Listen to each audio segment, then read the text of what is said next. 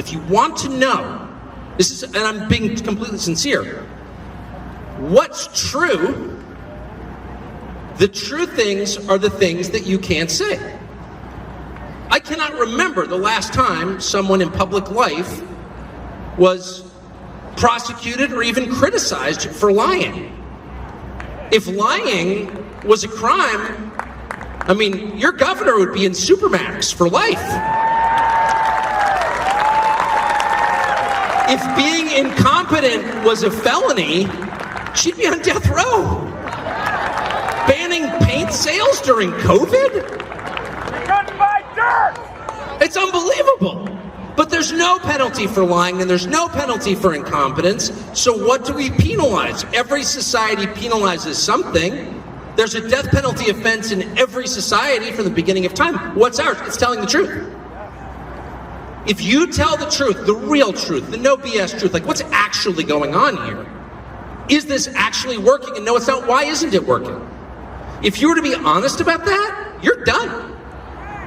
So you have to ask yourself, like, what does it say about a society where the only penalty is for noting what's true? It says something pretty bad about that society. Do you want to live in a place where lying is mandatory? No! It's a third world country, as someone just said.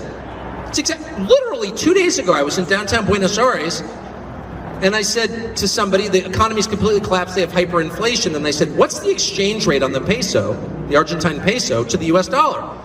And they're like, well, the government claims it's 350 pesos to the dollar, but actually it's over 700. I was like, so the government lies about what the value of its own currency is? Oh, absolutely. I was like, that's crazy. And by the way, to pay for lunch, it takes a stack of pesos the size of a cinder block.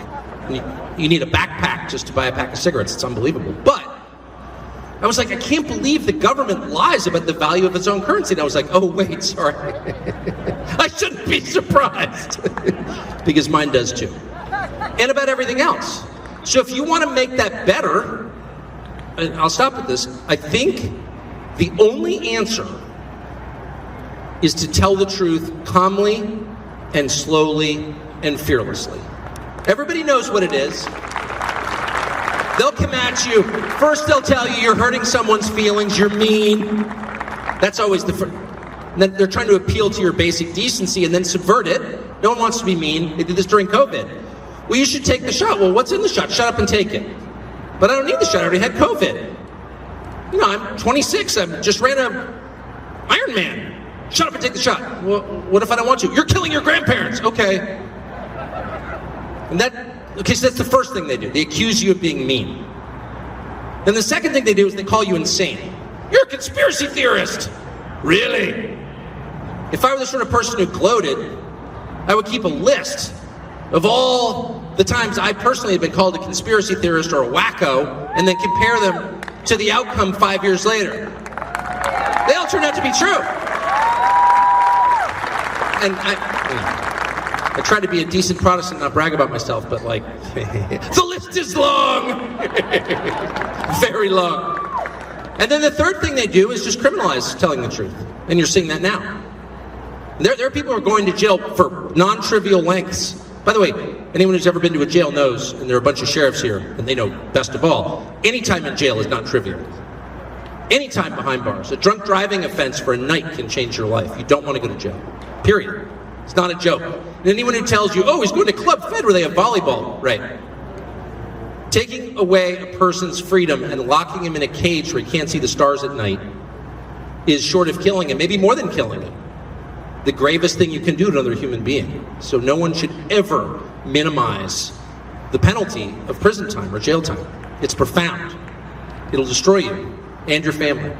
And they're sending people to prison for saying that the last election was rigged, which it was.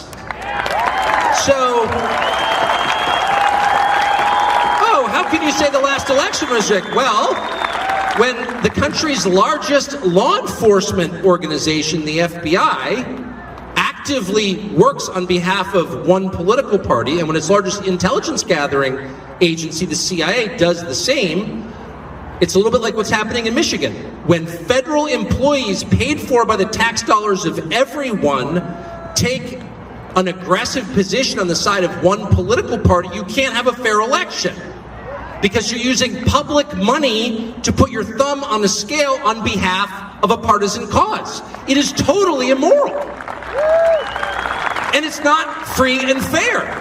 If our election took place in Bolivia, the 2020 presidential election took place in Bolivia, I can promise you the State Department would report back and say that was not a free and fair election. And Wikipedia would report it was a clouded election because there was fraud and interference, which there was. If some oligarch, some tech oligarch, spent nearly $500 million to control the mechanics of the Bolivian election in 2020, we would say it's not a legitimate election. But when Mark Zuckerberg does it in the United States, he's just helping with COVID. Yeah, we're really afraid of COVID, I'm sure. Yeah. So for saying that out loud, people are going to prison. And of course, the whole point is to convince you not to say it out loud. So don't let them. That's the only point. Don't let them. And if you keep telling the truth, some of you probably get indicted by Dana Nessel. Well, you're going to women's prison, a little better. But still prison. But it's worth it. Anyway, don't be intimidated. Your children's future depends on your bravery.